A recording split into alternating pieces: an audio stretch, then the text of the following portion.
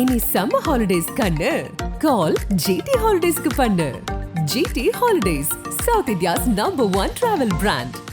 ரொம்ப காலமா இந்த குற்ற பரம்பரை அப்படிங்கிற ஒரு டாபிக், அந்த மக்கள், அந்த மனிதர்கள் யார் இவங்க? நம்ம வந்து இங்கே தாழ்த்தப்பட்டவர்களாக அறியப்படக்கூடிய பறையர் இனத்தை சார்ந்தவர். இவங்கெல்லாம் யார் அப்படின்னு பார்த்தீங்கன்னா, ஒரு காலத்தில் மீடியா போய் திரைப்பட இயக்குநர்கள்லாம் சில பேர் வந்து ஒரு படம் கூட வந்துச்சு, அரவான் அப்படின்னு நினைக்கிறேன். ஏன்னோ சங்க காலத்திலேருந்து இதெல்லாம் இருக்குன்ற மாதிரிலாம் அவங்க எடுத்து வச்சுருக்கிறாங்க. அதெல்லாம் உண்மை கிடையாது, அதெல்லாம் சும்மா போய். வீரபாண்டிய கட்டபொம்மனை தூக்கில் போட்டுட்டு அவங்க தம்பியை வந்து ஜெயிலில் போட்டு வச்சுருக்காங்க பாளையங்கோட்டையில். ஒரு நைட் வந்து ஒரு பார்ட்டின்னு சொல்லி எல்லாரும் அங்கே இருக்க கலெக்டர் வீட்டில் போய் ஜாலியாக இருக்கிறாங்க. அன்னைக்கு நைட்டு மட்டும் 350 பேர் பாளையங்கோட்டை ஜெயிலேருந்து தப்பிச்சு போயிடுறாங்க. இப்போ நம்ம கூட சொல்கிறோமே தக்கு அப்படின்னு, அவங்க பல 100 ஆண்டுகளாக அவங்களுக்கு வேலையை கொள்ளையடிக்கிறது தான். இப்போ அவங்க கொள்ளையடிக்கிறான்றப்ப ஒரு சட்டம் கொண்டு வராங்க, குற்றப்பரம்பரை சட்டம் அப்படின்னு சொல்லி. இந்த தக்கி ஃபேமிலியில் இருக்க யாராக இருந்தாலும் அவங்களெல்லாம் பிடிச்சி கொண்டு வரலாம் அப்படின்னு சொல்லி ஒரு சட்டத்தை கொண்டு வராங்க. அவங்களுக்காக ஒரு குற்றப்பரம்பரைன்னு ஒரு சட்டத்தை கொண்டு வந்தான் பார்த்தீங்களா, அந்த சட்டத்தை இவங்க மேலே போடுறோம். போட்டு என்ன சொல்கிறான், நீங்கள்லாம் டெய்லி காலைல வந்து போலீஸ் ஸ்டேஷனில் கைது போடணும், அதுக்கப்புறம் எங்கன்னா வேலைக்கு போகணும். சாயங்காலம் ஆனால் நீங்கள் எல்லோரும் போலீஸ் ஸ்டேஷன் வாசலில் தான் படுத்தும், வீட்டுக்கெல்லாம் போகக்கூடாது.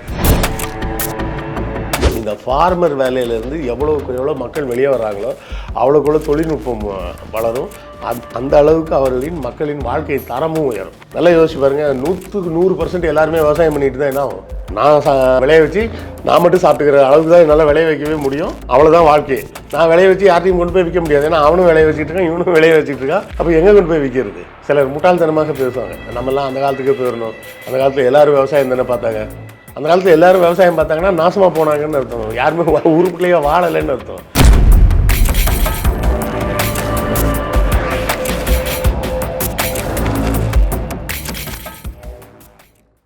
ஆகாயம் நேயர்களுக்கு வணக்கம். நான் உங்கள் அஷ்ரஃப். இன்று நம்மோடு இருப்பது எழுத்தாளர் திரு கிருஷ்ணவேல் அவர்கள். சார் வணக்கம். சார் வணக்கம். சார், ரொம்ப காலமாக இந்த குற்றப்பரம்பரை அப்படிங்கிற ஒரு டாபிக், இது சினிமா சார்ந்தே பேசணும்னு வைங்களேன். 2 இயக்குநர்கள் வந்துட்டு சண்டை போட்டுக்கிட்டாங்க, நான் இந்த கதையை எடுக்க போகிறேன் அப்படின்னாங்க. பாரதி ராஜா அவர்கள் சொன்னாங்க, இல்லை இந்த கதைக்கு உரித்தானவனே நான் தான், கல்லர் மறவர் இந்த மாதிரியான ஒரு இனம் சார்ந்த ஒரு விஷயம், இப்போ நான் தான் இதை வந்துட்டு எடுக்கணும் அப்படின்னு ஒரு பக்கம். இன்னொரு பக்கம் வந்துட்டு பாலா சொன்னார், இல்லை நான் தான் இதை எடுப்பேன்னு சொல்லி அவங்க 2 பேருக்குள்ள கிட்டத்தட்ட வந்துட்டு தகராறு வந்து ஒரு உச்சத்துக்கே போச்சு. அப்படி இந்த குற்றப்பரம்பரைங்கிற அந்த நாவலில் இருந்தும் சரி, அதை தாண்டி அந்த மக்கள், அந்த மனிதர்கள் யார் இவங்க, ஏன் இவ்வளோ கொண்டாடப்படுறாங்க, திரைக்கு கொண்டுட்டு வரணும் அப்படிங்கிறதுக்காக சினிமா ரீதியாக. அதாவது நாம் வந்து இன்றைய கால சூழலில் வந்து மிகவும் பாதிக்கப்பட்ட மக்களாகவும் ஒடுக்கப்பட்ட மக்களாகவும் இருக்கக்கூடியவங்களெல்லாம் பார்த்தோம்னா, அவர்கள்லாம் ஒரு காலத்தில் மிக சிறப்பான வாழ்க்கையை வாழ்ந்து கொண்டிருந்தவர்கள். அது என்ன நடக்குது அப்படின்னு பார்த்திங்கன்னா, ஒரு அரசர்கள் அந்த அரசாட்சின்னு வரும்போது என்ன ஒரு பிரச்சனை ஆகும்னா, ஒரு ராஜா கிட்ட டாப் பொசிஷனில் இருப்பாங்கல்ல, அவங்க எல்லாருமே அந்த ராஜா அந்த அரசாங்கமே அழிஞ்சிருச்சுன்னு வச்சுக்கிங்களேன். அதற்கு பின்னாடி வரக்கூடிய அரசாங்கத்தில் இந்த உயர் பதவிகளாக கருதப்பட்டவர்களை பூரா பார்த்திங்கன்னா ரொம்ப கீழே போயிடுவாங்க. ஒரு டீம் மாறுது அப்படின்னா அந்த டீமை தூக்கிட்டு இன்னொரு டீமை கொண்டு வர மாதிரி, அந்த மாதிரி ஆகிடும். இது வந்து ஜனநாயக ஆட்சியில் வந்து அந்த மாதிரி நடக்காது, ஆனால் அது அரசர்கள் ஆட்சியில் இந்த மாதிரி தான் நடக்கும். இப்போ சோழர்கள் ஆட்சி செய்கிறாங்கன்னு வச்சிங்களேன், சோழர்கள்ட்ட உயர் பதவிகளில் இருந்தவங்கலாம் என்ன ஆவாங்க, பாண்டியர்கள் ஆட்சிக்கு வரும்போது அடித்து விரட்டப்படுவார்கள், துரத்தப்படுவார்கள், கிட்டத்தட்ட நாடே இல்லாத அகதிகளாக மாறிடுவாங்க.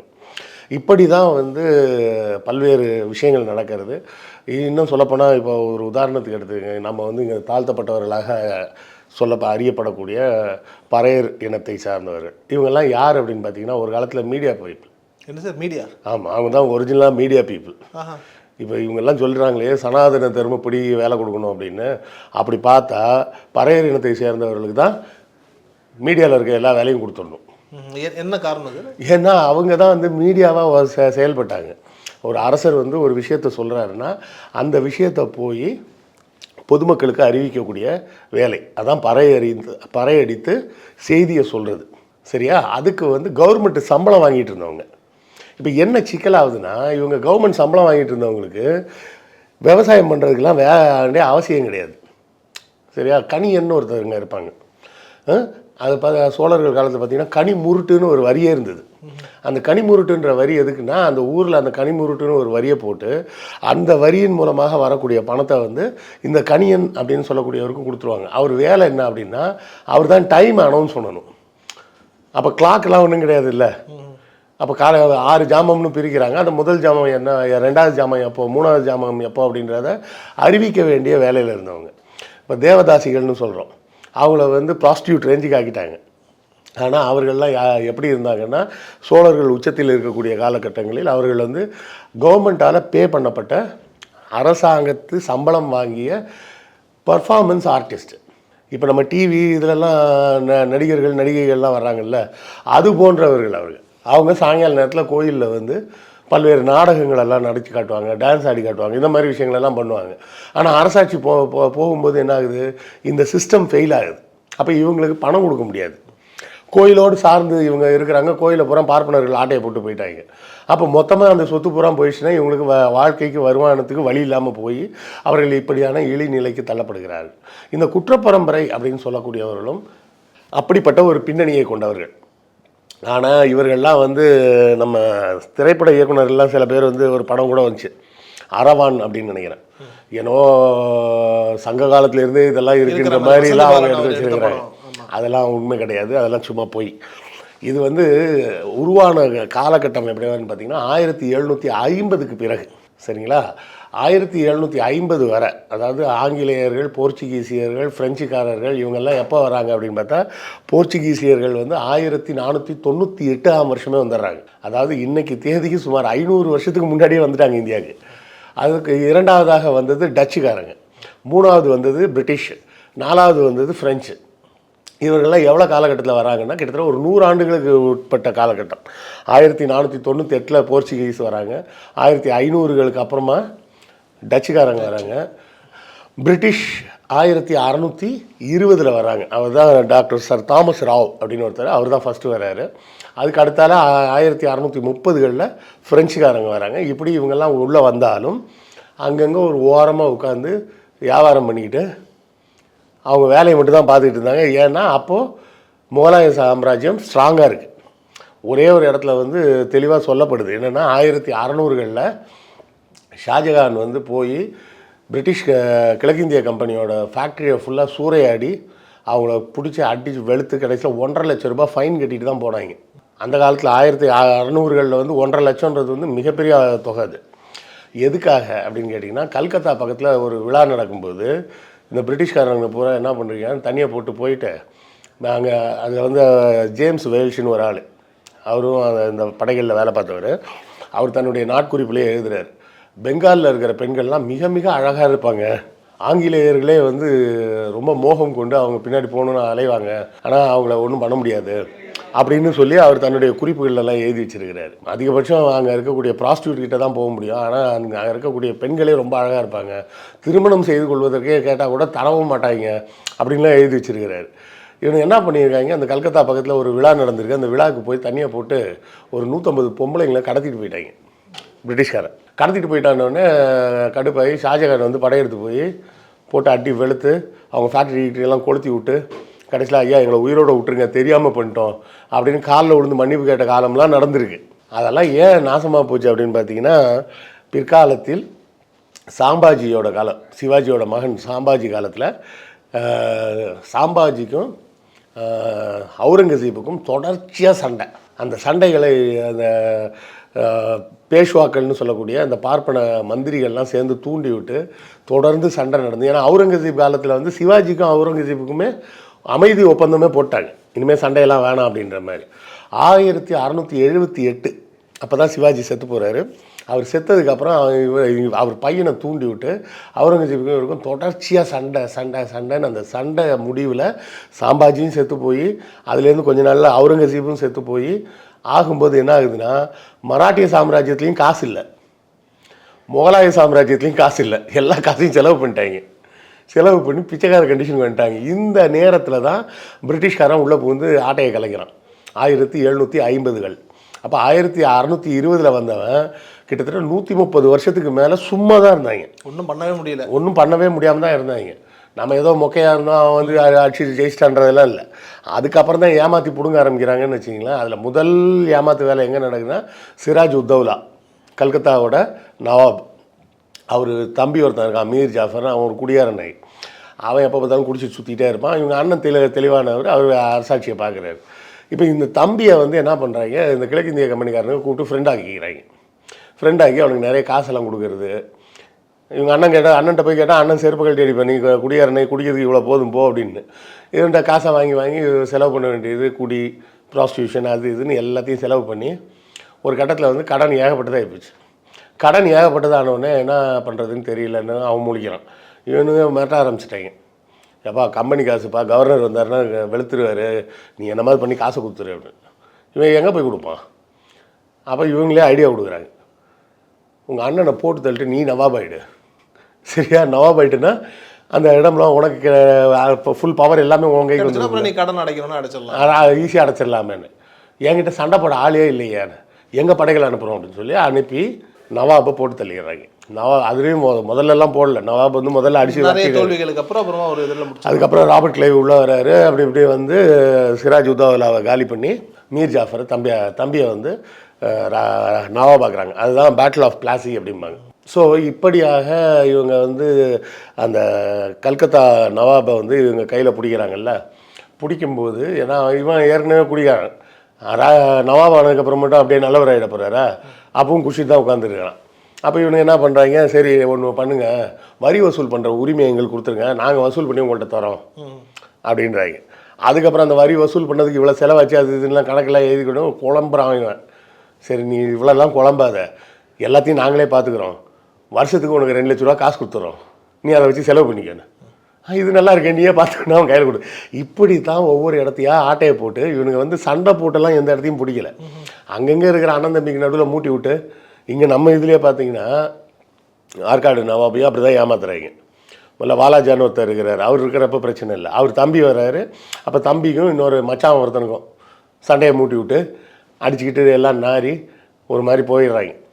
ஆனால் வட இந்தியாவுக்கும் தமிழ்நாட்டுக்கும் ஒரு பெரிய வித்தியாசம் இருக்குது. வட இந்தியாவில் பார்த்தீங்கன்னா அந்த ஒரு பேட்டில் ஆஃப் பிளாசி போர் முடியும் போதே ஆல்மோஸ்ட் முக்கால்வாசி வட இந்தியா கிழக்கிந்திய கம்பெனி கைக்குள்ளே போயிடுச்சு. ஆனால் தமிழ்நாட்டில் அப்படி நடக்கலை.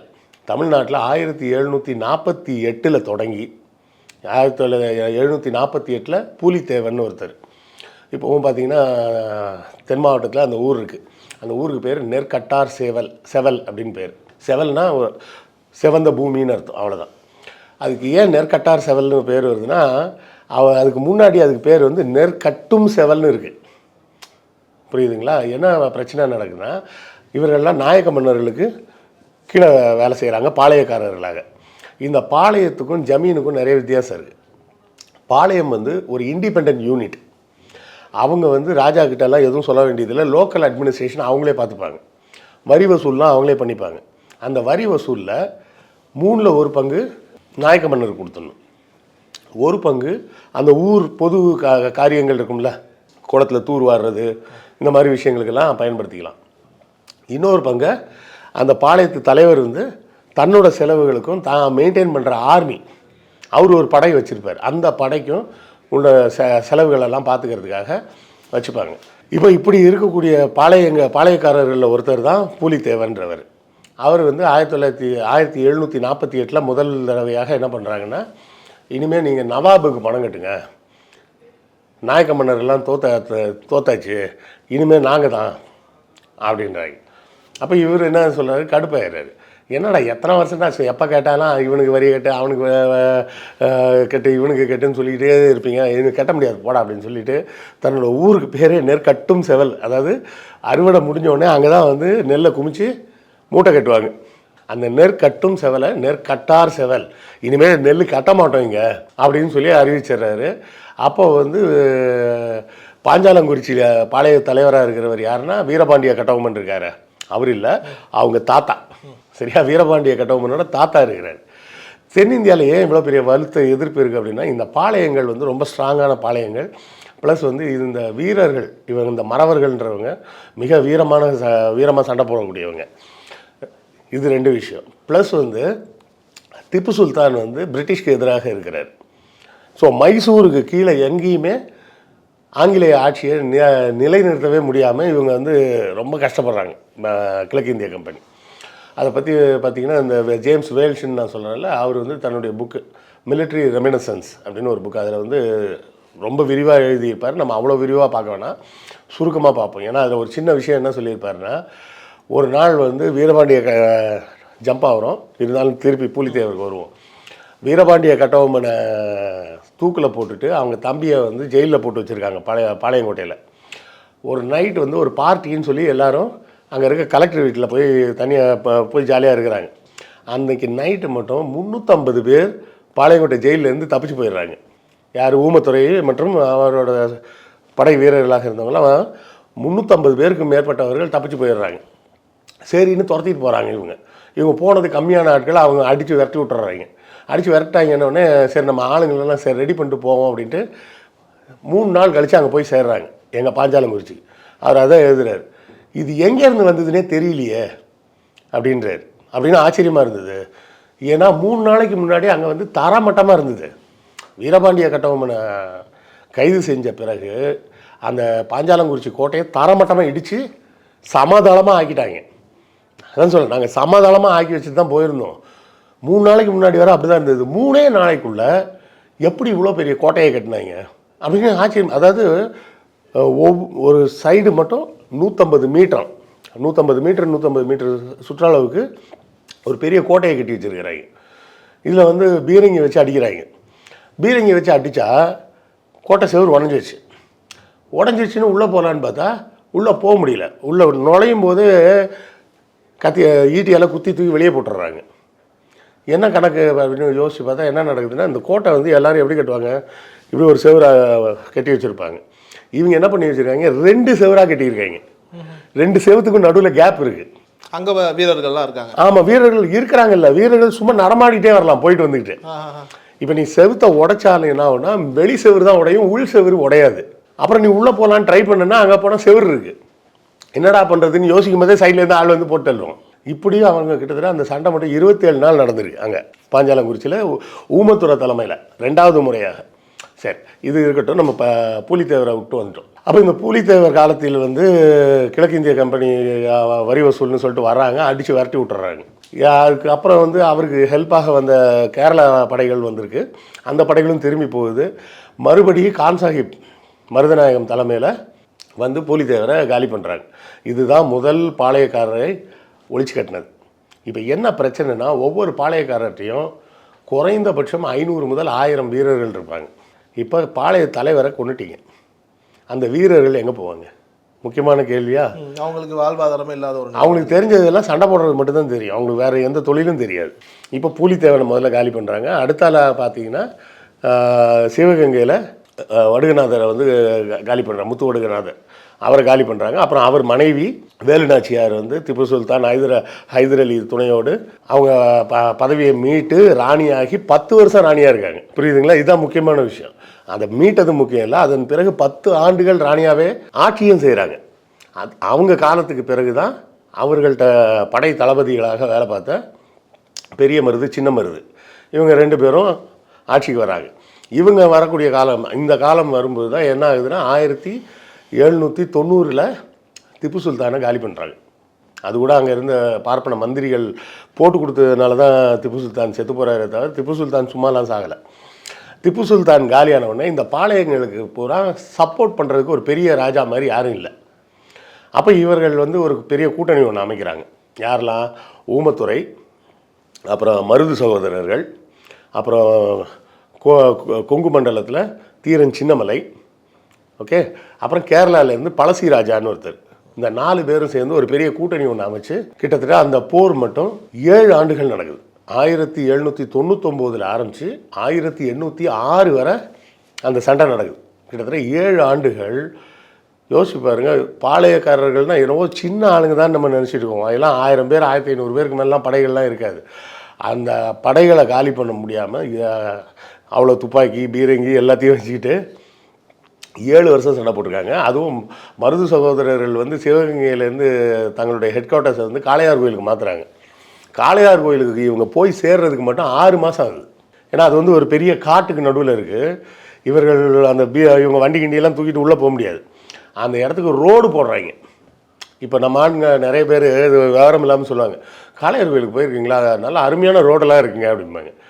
நல்ல அருமையான ரோடு இல்லை, அந்த ரோடு அவன் போட்டதே மருது சகோதரர்களில் கொல்றதுக்காக போட்ட ரோடு. அது கொன்றது மட்டும் இல்லை, மருது சகோதரர்கள் குடும்பத்தில் துரைசாமின்னு ஒரு பையன், சின்ன பையன், அவன் ஒருத்தனை தவிர மீதி எல்லாரையும் கொண்டுட்டாங்க. கொன்னதும் இல்லாமல் அந்த பையனையும் பர்மாவுக்கு நாடு கடத்திடுறாங்க. அந்த பையன் அங்கே ரொம்ப நாள் அங்கே தான் இருக்கிறான். அதுக்கப்புறம் தான் சரி ரொம்ப வருஷமாகிடுச்சுன்னு வளர்ந்துட்டாருன்னு அவரை திருப்பி கூட்டுவாங்கன்னு இங்கே கூட்டு வராங்க. இங்கே வந்தாலும் அவருக்கு யாரையும் தெரியாது, அப்படியே தனியாகவே இருந்து இறந்து போயிட்டாருன்னு வச்சுக்கோங்க. அப்போ இந்த 1806 பாளையங்கள் ஃபுல்லாக இந்த பெரிய எதிர்ப்பாக இருந்த பாளையங்கள், அதாவது மொத்தம் 72 பாளையம். நான் சொல்கிறது 4 பேர் சேர்ந்து அடித்ததுக்கே 7 வருஷம் இருக்குது. 72 பாளையமும் ஒன்றா சேர்ந்துருந்தாங்கன்னா அவனால் ஒன்றுமே பண்ணியிருக்க முடியாது. ஆனால் இவர்கள்லாம் அப்படிலாம் சேரலை, நல்லவனுங்க. வீரபாண்டிய கட்டபொம்மனே போட்டு கொடுத்தாங்க. போட்டு கொடுத்தது மட்டும் இல்லை, அதுலேயும் இந்த புதுக்கோட்டை சமஸ்தானம் இன்றைக்கி கேட்டால் சொல்லுவாங்க அவர் ராஜா பரம்பரைன்னு. அவர் ஒரு பாளையக்காரர். அவர் தான் வீரபாண்டிய கட்டபொம்மனை அரெஸ்ட் பண்ணி கொண்டு போய் கொடுத்தார். எவ்வளோ நல்லவர் பார்த்தீங்களா. இவர் வந்து வீரபாண்டிய கட்டபொம்மன் வந்து மெசேஜ் அனுப்புகிறாரு, எங்களுக்கு ஹெல்ப் பண்ணுறீங்களான்னு. பண்ணுறோம், கண்டிப்பாக அங்கேயே இருங்க, ஆள் அனுப்புகிறேன் அப்படின்னு சொல்லி ஆள் அனுப்பி அரெஸ்ட் பண்ணி கொண்டு போய் வெள்ளக்காரன் கொடுத்தாரு அந்த நல்லவர். இப்படி தான் நாசமாக போனாங்கன்னு வைங்க. இப்போ என்ன ஆகுதுன்னா, இந்த 1806 கிழக்கிந்திய கம்பெனி ஒரு முடிவுக்கு வராங்க. இவங்கள விட்டோம்னா இந்த 4 பேரை பிடிக்கிறதுக்கே 7 வருஷம் ஆகிப்போச்சு. இப்படியே வச்சுருந்தோம்னா சரியாக வராதுன்னு சொல்லி இந்த பாளையத்தை பூரா கேன்சல் பண்ணிடுறாங்க. இந்த அதிகாரம், பழைய அதிகாரம் இருந்ததில்ல, அந்த அதிகாரம் எதுவுமே கிடையாது. நீங்கள்லாம் ஜமீன்தார், இனிமேல் உங்களுக்கு பேர் ஜமீன்தார்னு வச்சிடறோம், உங்களுக்கு மாதம் ஒரு அமௌண்ட்டு தருவோம், அதை வச்சு நீங்கள் ஜாலியாக இருந்துங்க, வரி வசூல் எதுவுமே நீங்கள் பண்ண வேணாம், எல்லாம் நாங்களே பண்ணிக்கிறோம் அப்படின்ட்டாங்க. இப்போ என்ன ஆகுதுன்னா, முதல் சட்டமே என்னென்னா, இவர்கள் இந்த பாளையக்காரர்கள் அதிகபட்சம் 50 பேருக்கு மேலே வேலைக்கு வச்சக்கூடாது. அது போர் வீரர்களாக இருந்தாலும் சரி, வீட்டு வேலையாக இருந்தாலும் சரி, எந்த வேலையாக இருந்தாலும் சரி, 50 பேருக்கு மேலே வச்சுக்கூடாதுன்னு சொல்லி ஒரு சட்டத்தை போடுறாங்க. அப்போ மிச்சம் இருக்கவங்களாம் என்னவா, ஒன்றும் பொழப்பே கிடையாது. அப்போ அவங்க என்ன கேள்விப்படுறாங்கன்னா, வட இந்தியாவில் தக்கின்னு ஒரு குரூப் இருக்குது. இப்போ நம்ம கூட சொல்கிறோமே தக் அப்படின்னு, அந்த தக்ஸுன்ற வார்த்தையை அங்கேருந்து தான் வருது, பெங்கால்லேருந்து தக்கின்னு பேர். அவங்க பல 100 ஆண்டுகளாக அவங்களுக்கு வேலையே கொள்ளையடிக்கிறது தான். கொள்ளையடிக்கிறது, காளி பூஜை பண்ணுறது, நரபலி கொடுக்கறது, இந்த மாதிரி வேலைகள்லாம் பண்ணுவாங்க. அவங்க என்ன கண்டுபிடிக்கிறாங்க, பிரிட்டிஷ்காரன் வந்தோடனே பிரிட்டிஷ்காரன்ட்ட கொள்ளையடித்தோம்னா நிறைய லம்பாக கிடைக்குதுன்னு ஐடியா பண்ணுறாங்க. அப்போ அவங்க கொள்ளையடிக்கிறான்றப்ப ஒரு சட்டம் கொண்டு வராங்க, குற்றப்பரம்பரை சட்டம் அப்படின்னு சொல்லி. இந்த தக்கி ஃபேமிலியில் இருக்க யாராக இருந்தாலும் அவங்களெல்லாம் பிடிச்சி கொண்டு வரலாம் அப்படின்னு சொல்லி ஒரு சட்டத்தை கொண்டு வராங்க. இங்கே அதே போலவே இந்த மறவர்கள் தலைமை இல்லாமல் போனதுக்கப்புறம் என்ன பண்ணுறதுன்னு தெரியாமல், இந்த வெள்ளைக்காரனால தானே நமக்கு இந்த பிரச்சனைன்னு சொல்லி அந்த கிழக்கிந்திய கம்பெனியோட வண்டிகள் எல்லாத்தையும் கொள்ளையடிக்கிறாங்க, துவம்சம் பண்ணுறாங்க, அடிக்கிறாங்க, வெளுக்கிறாங்க, இந்த மாதிரி வேலைகள்லாம் நடக்குது. பட் அந்த தக்ஸுக்கும் இவங்களுக்கும் என்ன சம்மந்தம்? ஒரு சம்மந்தமும் கிடையாது. அவன் பெங்கால்காரன் பெங்காலி பேசுகிறவன், இங்கே இவங்க தமிழ்நாட்டுக்காரன் தமிழ் பேசுகிறவங்க, எந்த சம்மந்தமும் கிடையாது. அவங்களுக்காக ஒரு குற்றப்பரம்பரைன்னு ஒரு சட்டத்தை கொண்டு வந்தான் பார்த்தீங்களா, அந்த சட்டத்தை இவங்க மேலே போடுறான். போட்டு என்ன சொல்கிறான், நீங்கள்லாம் டெய்லி காலைல வந்து போலீஸ் ஸ்டேஷனில் கையெழுத்து போடணும், அதுக்கப்புறம் எங்கன்னா வேலைக்கு போ, சாயங்காலம் ஆனால் நீ எல்லோரும் போலீஸ் ஸ்டேஷன் வாசலில் தான் படுத்து தூங்கணும், வீட்டுக்கெல்லாம் போகக்கூடாது. நீ வீட்டுக்கு போகிறேன்னு சொல்லிட்டு எங்கள் காட்டுக்குள்ளே போய் எங்கள் வண்டியெல்லாம் கொள்ளையடிக்கிற அப்படின்னு பிடிச்சி இந்த சட்டத்தை 1850 கொண்டு வராங்க. 52 கொண்டு வராங்க. அந்த சட்டத்தை இங்கே என்ஃபோர்ஸ் பண்ணுறாங்க. இந்த சட்டம் வந்து கடைசியாக எப்போ நீக்கப்படுதுன்னா 1949 இந்தியா சுதந்திரம் அடையும் போது தான் அந்த சட்டம் நீக்கப்படுது. அதில் என்னெல்லாம் கொடுமைன்னா, இவங்களுக்கு இப்போ வெளியூர் போகிறேன்னு சொன்னார்னு வச்சுக்கிங்க, இவர் வந்து லோக்கல் போலீஸ் ஸ்டேஷனில் போய் லெட்டர் வாங்கணும். லெட்டர் வாங்கிட்டு அந்த ஊருக்கு போனோடனே அந்த ஊர் போலீஸ் ஸ்டேஷனில் கொண்டு போய் இந்த லெட்டரை காட்டணும். காமிச்சு இங்கே வந்திருக்கேன், 2 நாள் இங்கே இருப்பேன், என் பொண்ணுக்கு கல்யாணம் தான் போயிருப்பான், இல்லை பொண்ணுக்கு பேத்திக்கு காது குத்துன்னு போயிருப்பார். ஆனாலும் அந்த காது குத்துக்கு பகலில் தான் அங்கே போக முடியுமே தவிர ராத்திரி வந்து பொண்ணு வீட்டில் கூட இவர் தங்கக்கூடாது, போலீஸ் ஸ்டேஷனில் தான் வந்து தூங்கணும். இப்படி இவங்களை போட்டு ரொம்ப கொடுமை பண்ணி கைரேக ரிஜிஸ்ட்ரி ஒன்று ரெடி பண்ணி, அதாவது ஏன் எதுக்குலாம் கேள்வியெல்லாம் கேட்கக்கூடாது. நீ அந்த குறிப்பிட்ட அந்த குற்ற பரம்பரைன்னு அறிவிக்கப்பட்ட சாதிகளில் எந்த சாதியில் பிறந்தவனாக இருந்தாலும் பிறந்தவொடனே கொண்டாந்து போலீஸ் ஸ்டேஷனில் ரிஜிஸ்டர் பண்ணிடணும். அது வந்துட்டு ஒரு 2-3 சமூகத்துக்கு தான் அந்த மாதிரியான. ஆமாம், ஒரு 4-5 சமூகங்கள், பிரமல கள்ளர், அது மரவேர் அப்படின்னு ஒரு 4-5 பேர் சொல்லுவாங்க. அந்த சாதிகள் பேரெல்லாம் நம்ம சொல்லிட்டு இருக்க வேண்டிய அவசியம் இல்லை.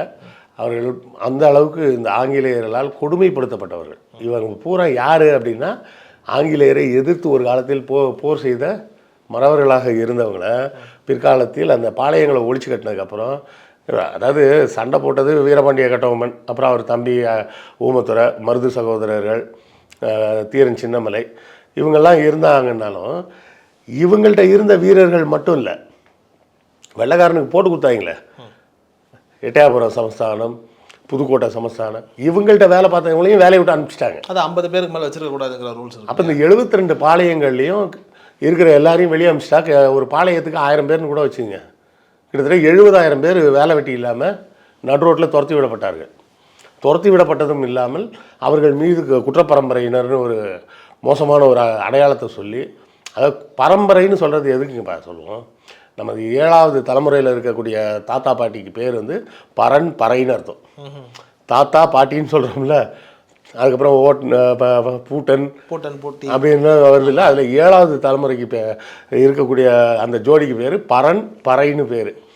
அது ரெண்டும் சேர்த்து தான் பரம்பரை அப்படின்னு. பரம்பரைனா 7 தலைமுறை அப்படின்றது. அப்போ 7 தலைமுறையாகவே நீங்களாம் திருட்டு பசங்க அப்படின்னு சொல்லி ஒரு சட்டத்தை கொண்டாடுறாங்கன்னா அது எவ்வளோ பெரிய அநியாயம். அந்த மக்கள் அவ்வளவு கஷ்டப்பட்டு, ஏன்னா ஆயுதங்கள் பிடுங்கப்பட்டு விட்டது, ஆயுதங்களும் இல்லை, சண்டை போடுறதுக்கு பணம் சப்ளை பண்ணுறதுக்கு தலைமைன்னு யாரும் இல்லை, எதுவுமே இல்லாமல் கூலி வேலைக்கு கூட போக முடியாத அளவுக்கு மோசமான சூழ்நிலைக்கு தள்ளப்பட்டு, பின்னாடி டீநோட்டிஃபைடு ட்ரைபுன்னு அவங்கள வேற ஒரு செட்டாக பிரித்து இப்போ எம்பிசியில் சேர்த்து அவர்களுக்கு கொடுக்க வேண்டிய நிவாரணங்களை கொடுத்துக்கிட்டு இருக்கிறாங்க. இதை தொடர்ந்து அந்த 1947க்கு பிறகு தான் இவர்களுக்கு கொஞ்சமாவது ஃப்ரீயாக மூச்சு விடுற காலமாவது கிடைச்சிருக்கு இல்லையா? அந்த கிட்டத்தட்ட ஒரு 100 வருடங்கள் இவங்களை அப்படியே வச்சுருந்துருக்காங்களா சார்? அந்த டைமில் வந்துட்டு இவங்களுக்கு இந்த கஷ்டங்களை தாண்டி வேறு எந்தெந்த மாதிரியான கஷ்டங்கள் இருந்தது சார்? கஷ்டம்னா நீங்கள் வந்து எதையுமே டிஃபைன் பண்ண முடியாது. கஷ்டம் இதுதான் கஷ்டம் அதுதான் கஷ்டம்னு. அவர்களுக்கு எதுவுமே கிடையாது, வாழ்வாதாரம் கிடையாது, தொழில் கிடையாது. சொன்னவொடனே என்ன சொல்கிறாங்க, அவன் கள்ளம்பா, அவனெல்லாம் வேலைக்கு சேர்க்காத, வேலைக்கும் சேர்த்துக்க மாட்டாங்க. இப்போது நிறைய பேர் சொல்லும்போது இந்த திருநங்கையாக இருக்கக்கூடியவர்களை வந்து இப்போ இல்லை, நான் சொல்கிறது ஒரு இப்போவாது கொஞ்சம் ஓரளவுக்கு மரியாதையாக நடத்த ஆரம்பிச்சிட்டாங்க. ஒரு 15-20 ஆண்டுகளுக்கு முன்னாடிலாம் பார்த்தீங்கன்னு வச்சிங்களேன், ரொம்ப மோசமாக அவர்களை ரொம்ப கொடூரமாக நடத்துவாங்க.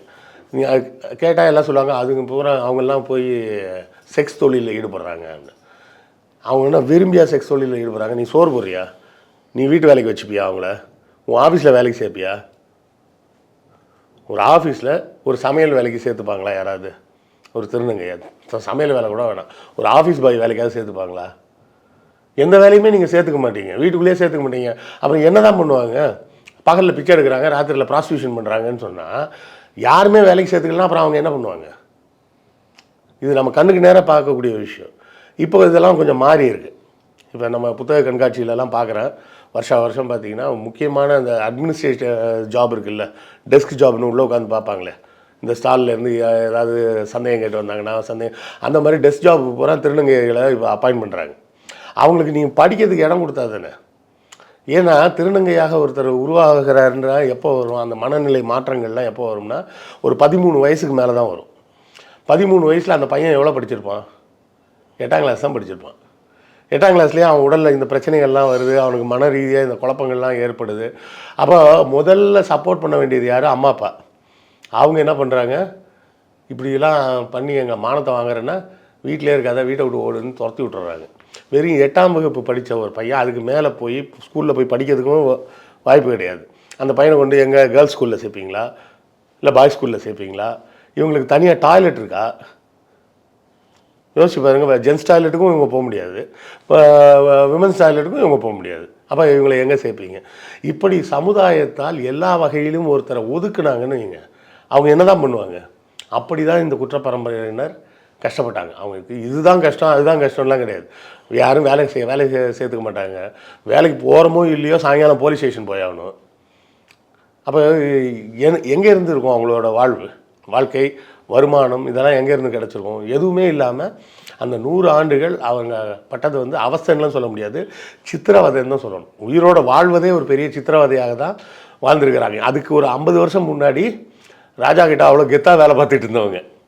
1800 தொடக்கத்தில் ராஜாவுக்கு கெத்தாக ரொம்ப க்ளோஸான நெருக்கமான நண்பர்களாக, அவருக்காக உயிரையே கொடுக்கக்கூடிய அளவுக்கு ஒரு வீரமாக சண்டை போடக்கூடியவர்களாக இருந்தவங்க அடுத்த 50 ஆண்டுகளில் எப்படி ஆகிட்டாங்க? நடு ரோட்டுக்கு வந்து பிச்சை எடுக்காத குறையாக அவங்கள கொடுமைக்கு உள்ளாக்கிட்டாங்க. எப்படியோ கடைசியாக 1947 சுதந்திரத்துக்கு பிறகு இந்த சட்டங்கள்லாம் அடியோடு நீக்கப்பட்டு அதற்கு தேவையான வேலைகள்லாம் செஞ்சு முடிச்சிருக்காங்க. சார் இப்போ அதுக்கப்புறம் அவங்க மீண்டு எப்படி சார் வந்தாங்க? கூட இன்றளவும் அவங்க இருக்கிறாங்க அப்படின்னும் போது எந்த நிலையில் இருக்காங்க அவங்க? அவங்கக்கிட்ட ஒரே ஒரு சின்ன பிரச்சனை வசதி என்ன இருந்ததுன்னா, ஒரு சில இடங்களில் ஒரு சிலருக்கு, எல்லாருக்கும் கிடையாது, ஒரு சிலருக்கு அந்த பாளையங்கள் இருந்த காலத்தில் அவங்க கொடுத்த நிலங்கள் இருந்தது. அந்த நிலங்களை வச்சுக்கிட்டு விவசாயம் பண்ணுறது, அந்த நிலத்திலேயே கூலி வேலைக்கு போய் வருது, இப்படியாகத்தான் அவங்க வாழ்க்கை இருந்ததே தவிர வேறு எதுவுமே வருமானம் கிடையாது. ஏன்னா இவங்களுக்கு இந்த கைவினை பொருட்கள்ன்ற மாதிரி ஒரு நெசவு தொழிலோ தச்சு தொழிலோ இந்த மாதிரி தொழில்களும் தெரியாது. தெரிஞ்சது ஒன்றே ஒன்று விவசாயம். அதாவது இந்தியா சுதந்திரம் அடையும் காலத்தில் இந்தியாவில் பார்த்திங்கன்னா 100க்கு 75 பேர் என்ன பண்ணிகிட்டு இருந்தாங்க? விவசாயம் பண்ணிகிட்டு இருந்தாங்க. 75 முதல் 80% பேர் விவசாயம் பண்ணிகிட்டு இருந்தாங்க. இப்போ கூட நம்ம பொருளாதார அறிஞர் ஜெயரஞ்சன் என்ன சொல்லுவாருன்னா, அது ஒரு விஷயத்தை அழகாக சொல்லுவார். இந்தியாவில் இன்றைக்கும் 55% வந்து விவசாயம் தான் பண்ணிகிட்டு இருக்காங்க. அதாவது 55% நம்ம சும்மா ஈஸியாக யோசிக்கிறோம். அதை அப்படி பார்க்கக்கூடாது. எப்படி பார்க்கணுன்னா, நீங்களும் நானும் இருக்கோன்னா, நான் விவசாயம் பண்ணுறேன், அது மூலமாக வர்ற ப்ரொடியூஸ் வச்சு நம்ம 2 பேரும் சாப்பிட்றோன்னு அர்த்தம். 2 பேரில் ஒருத்தன் விவசாயம் பண்ணிகிட்டு இருக்கிறான். அமெரிக்காலாம் பார்த்திங்கன்னா 10 பேருக்கு ஒருத்தன் கூட விவசாயம் கிடையாது. புரியுதுங்களா? அங்கெல்லாம் 5% தான் ஃபார்மிங் கம்யூனிட்டி. இந்த ஃபார்மர் வேலையிலேருந்து எவ்வளோக்கு எவ்வளோ மக்கள் வெளியே வர்றாங்களோ அவ்வளோக்கு எவ்வளோ தொழில்நுட்பம் வளரும். அந்த அளவுக்கு அவர்களின் மக்களின் வாழ்க்கை தரமும் உயரும். நல்லா யோசிச்சு பாருங்கள். 100க்கு 100% எல்லாருமே விவசாயம் பண்ணிட்டு தான் என்ன ஆகும்? நான் விளைய வச்சு நான் மட்டும் சாப்பிட்டுக்கிற அளவுக்கு தான் என்னால் விளைய வைக்கவே முடியும். அவ்வளோதான் வாழ்க்கை. நான் விளைய வச்சு யார்ட்டையும் கொண்டு போய் விற்க முடியாது. ஏன்னா அவனும் விளைய வச்சுட்டு இருக்கான், இவனும் விளைய வச்சுட்டு இருக்கான். அப்போ எங்கே கொண்டு போய் விற்கிறது? சிலர் முட்டாள்தனமாக பேசுவாங்க, நம்மலாம் அந்த காலத்துக்கு போயிடணும், அந்த காலத்தில் எல்லோரும் விவசாயம் தானே பார்த்தாங்க. அந்த காலத்தில் எல்லோரும் விவசாயம் பார்த்தாங்கன்னா நாசமாக போனாங்கன்னு அர்த்தம். யாருமே உருப்படியாக வாழலைன்னு அர்த்தம். விவசாயத்தில் வந்து ஈடுபடக்கூடிய ஆட்களின் எண்ணிக்கை கம்மியாக இருந்தால் தான் அந்த நாடு வளர்ச்சி அடையுதுன்னு அர்த்தம். ஒரு நாட்டில் நிறைய பேர் விவசாயம் பண்ணுறாங்கன்னா அந்த நாடு வந்து ரொம்ப மோசமான நிலையில் இருக்குதுன்னு அர்த்தம். உழுதும் ஏர் பின்னது உலகம்னு வள்ளுவர் சொன்னதெல்லாம் உண்மைதான், இல்லைன்னுலாம் சொல்லலை. அதுக்காக எல்லாரையுமே விவசாயம் பண்ணுங்கன்னு அவர் சொல்லலை. சுழன்றும் ஏர் பின்னது உலகம்னு சொன்னாலும் அதுக்காக எல்லாரையும் விவசாயம் பண்ணுன்னு சொல்லலை. இவர்களும் வந்து அந்த குறைந்த நிலங்களை வைத்துக்கொண்டு ஏதோ ஒரு விவசாயத்தை பண்ணி அப்படி இப்படி பொழைச்சிக்கிட்டாங்க. இப்போ கொஞ்சம் கொஞ்சம் முன்னேறி வர்றாங்க. ஆனால் பெரிய அளவுலலாம் இன்னும் அவங்கெல்லாம் முன்னேறி வந்துட்டாங்கலாம் சொல்ல முடியாது. இன்னும் அவர்களும் சாதிய அடையாள சிக்கல்களில் சிக்கிக்கிட்டு அதாவது கல்வி இல்லாத போது மக்களுக்கு கிடைக்கக்கூடிய ஒரே ஒரு அடையாளம் வந்து சாதி அடையாளம். அந்த சாதிய அடையாளத்தை பெருசாக நினச்சிக்கிட்டு அதில் போய் சிக்கிக்கிட்டு மேலும் இன்னமும் நிறைய பேர் வந்து தங்கள் வாழ்க்கையை வந்து வீணாக்கிட்டு தான் இருக்கிறாங்க. ஆனால் ஆண்ட பரம்பரைன்னு சொல்கிறது இந்த கூட்டமாக இல்லை வேற யாரு? அது ஊரில் எல்லாருமே சொல்லிக்கிறாங்க. எல்லாருமே சொல்லிக்கிறாங்க, இவங்களும் சொல்கிறாங்க. ஆமாம், எல்லாருமே சொல்லிக்கிறாங்க. ஆண்ட பரம்பரைன்னு சொல்கிறதுல என்னம்மா பெருமை இருக்குது? ஆண்ட பரம்பரைனா என்ன அர்த்தம்னா, அடுத்தவனை அடித்து பிடிங்கி சாப்பிட்ட பரம்பரைன்னு அர்த்தம். ஆண்ட பரம்பரைனா வேறு என்ன அர்த்தம்? அடுத்தவனை அடித்து பிடிங்கி சாப்பிட்ட பரம்பரைன்னு அர்த்தம். அடுத்தவனுக்கு கொடுத்து உதவுன பரம்பரைன்னு அர்த்தம் இல்லையே. ஸோ ஆண்ட பரம்பரைன்னு சொல்லிக்கிறதுலாம் எந்த பெருமையும் கிடையாது. நாம் இன்றைக்கி என்னவா இருக்கும்? எங்கள் தாத்தாவோட தாத்தா அப்படி இருந்தார் இப்படி இருந்தாருலாம் இருக்கட்டும், அதெல்லாம் இருக்கட்டும். நான் என்ன பண்ணிகிட்டு இருக்கேன்? நான் பிச்சை எடுத்துகிட்டு இருக்கிறேன்னா அவர் ராஜாவாக இருந்தேன்னா மந்திரியாக இருந்தால் எனக்கு என்ன? நாம் இன்றைக்கி என்னவா இருக்கிறோம்? நம்மளுடைய கல்வி தரம் என்ன, வாழ்க்கை தரம் என்னன்றது தான் யோசிக்கணுமே தவிர அதையெல்லாம் யோசிக்க விடாமல் உங்களை அந்த மக்களை ஏமாத்துறதுக்காக அந்த சாதி சங்க தலைவர்கள் பயன்படுத்தக்கூடிய வார்த்தை தான் நம்மலாம் ஆண்ட பரம்பரை அப்படின்னு சொல்கிறது. அதன் மூலமாக இவங்களுக்கு ஒரு மயக்கத்தை கொடுத்து இவங்களை தங்களோட கட்டுப்பாட்டிலே வச்சுக்கிறதுக்காக அவங்க ட்ரை பண்ணுறாங்க. ரொம்ப நன்றி சார் நேரத்துக்கு. வணக்கம். இனி சம்மர் ஹாலிடேஸ் கண்ணு கால் ஜிடி ஹாலிடேஸ்க்கு பண்ணு. GT holidays, South India's number 1 travel brand.